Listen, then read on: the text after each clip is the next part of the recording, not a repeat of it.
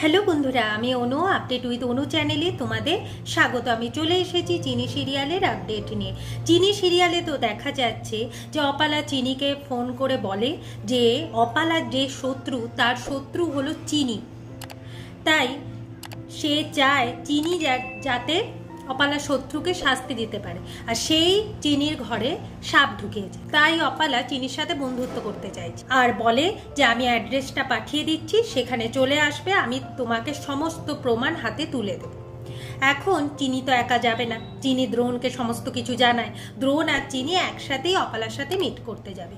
অন্যদিকে জামাই ষষ্ঠী আর বৌমা ষষ্ঠী ধুমধাম করে শুরু হয়ে গেছে।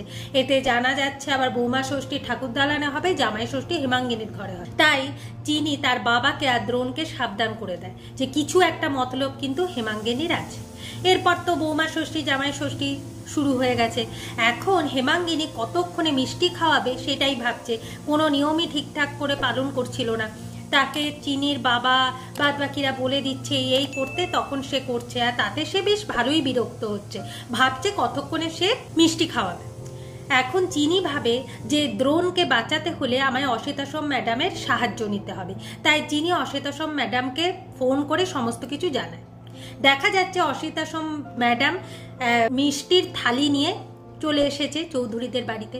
আর সে তো বলছি বারবার করে যে চিনিকে আমি আমার মেয়ের আসনে বসিয়েছি, তার মানে আমি মা, আর আমি জামাই ষষ্ঠী দেব, এটা হয় নাকি? তাই সে জামাই ষষ্ঠীর জায়গায় গিয়ে পৌঁছে গেছে। এখন হেমাঙ্গিনী তাড়াহুড়ো করে মিষ্টি খাওয়াতে গেলে অশ্বেতাশ্রম তার আগেই দ্রোণের মুখে মিষ্টি ঢুকিয়ে দেয়, আর ওই সিদ্ধি মেশানো মিষ্টি হেমাঙ্গিনীকে খাইয়ে দেয়। আর সুনয়নী তো কিছু বলতে পারছে না, যদি এখন বলে তাহলে তো ফেসে যাবে। আগামী পর্বে দেখা যাচ্ছে মিষ্টি খেয়ে হেমাঙ্গিনীর এখন নেশা হয়ে গেছে, সে শুধুই হাসছে, যা দেখে দ্রোণ অবাক হয়ে যায়।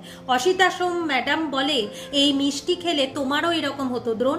দ্রোণ বলে মানে তাহলে কি মেশানো ছিল? চিনি বলে এই মিষ্টিতে সিদ্ধি মেশানো ছিল, আর এই মিষ্টিতে সিদ্ধি মিশিয়েছিল যাতে আপনার পেট থেকে কথা বের করতে পারে। তবে ছোট মালিক, আপনি তাড়াতাড়ি ক্যামেরাটা রেডি করুন।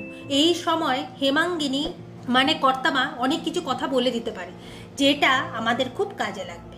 এইভাবে আজকের পর্বটা শেষ হয়ে যাচ্ছে। আশা করি আজকের পর্বটা তোমাদের ভালো লাগবে। ভিডিওটা দেখবার জন্য আর আপডেট উইথ অনু চ্যানেলের পাশে থাকবার জন্য অসংখ্য ধন্যবাদ।